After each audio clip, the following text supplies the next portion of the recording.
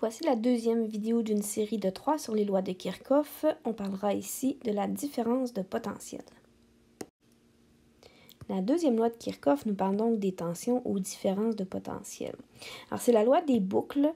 On va regarder la différence de potentiel totale dans une boucle fermée du circuit électrique. Elle est nulle. C'est-à-dire que quand j'ai des volts à la source, une tension, je vais faire toute ma boucle et je vais distribuer toute ma tension tout le long de chacune des boucles.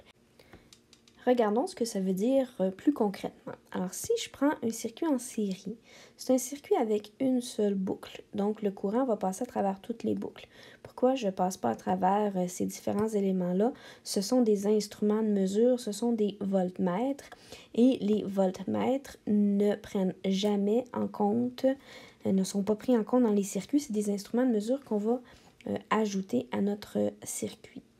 Alors, quand je regarde donc mon circuit, ce que ma loi dit, c'est que ma différence de potentiel va se distribuer tout le long de mon circuit. Donc, si j'ai à ma source 5 volts, prenons 5 volts comme exemple, dans le fond, c'est de l'énergie, c'est le potentiel de faire un travail de mon courant, de chaque électron.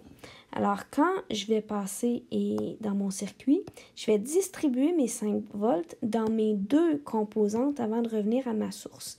C'est proportionnel à la résistance, on y reviendra plus tard quand on va faire des calculs. Alors, si j'ai 5 volts et que dans ma première ampoule, je vais distribuer 2 volts, dans la deuxième ampoule, je vais avoir 3 volts. Ce qui fait que ma règle en série, U de la source, donc la différence de potentiel de la source, va être égale à U1 plus U2. Donc, je vais additionner les différences de potentiel de chacune de mes composantes pour arriver au total qui est la différence de potentiel à ma source. Ma différence de potentiel se distribue dans chacune des composantes. Prenons un deuxième exemple ici où j'ai un circuit en parallèle, je vérifie qu'il est en parallèle, j'ai ma source, j'ai un nœud et sur chacune des boucles, j'ai une seule composante et je ne prends pas en compte les instruments de mesure qui sont 3 voltmètres. Que dit ma loi de Kirchhoff au niveau d'un circuit en parallèle? C'est que la différence de potentiel va être pareille partout. Pourquoi? Parce que les volts vont se distribuer dans chacune des boucles au complet avant de revenir à la source. Donc, étant donné que je pars à la source, disons que j'ai 5 volts à ma source et que je pars de la source et que je fais une boucle et reviens à la source en croisant une seule composante, ma composante va absorber toute la différence de potentiel qui est possible, donc 5 volts au complet. Quand je vais faire ma deuxième boucle, donc j'ai mon nœud, je passe tout droit et je passe dans mon deuxième résistor et je reviens à ma source sans rencontrer aucune autre composante, je vais aussi distribuer mon 5 volts au complet. Donc, quand je suis en parallèle, la différence de potentiel totale va être égale à la différence de potentiel de ma première composante, est égale à la différence de potentiel de ma deuxième composante, etc. Donc, c'est ma deuxième loi de Kirchhoff pour les circuits en parallèle.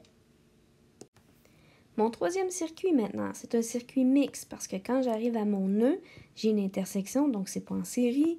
Et sur une des branches au moins, j'ai 2 composantes en revenant à ma source.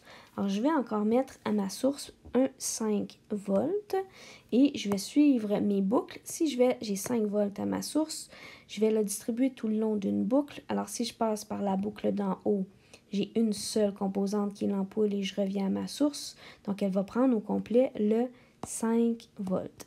Tandis que si je prends l'autre chemin, j'ai 5 volts et je vais passer dans une première composante, puis une deuxième. Donc, mon 5 volts doit être distribué entre les deux. On va voir des règles pour savoir combien va aller dans chacun.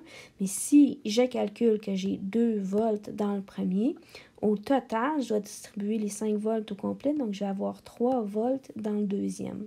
Donc, quand je vais faire ma boucle, je distribue mes 5 volts, 2 volts dans le premier, 3 volts dans le deuxième. Et j'ai suivi ma règle de la boucle où mes volts, ma différence de potentiel, se distribuent. C'était la deuxième loi de Kirchhoff.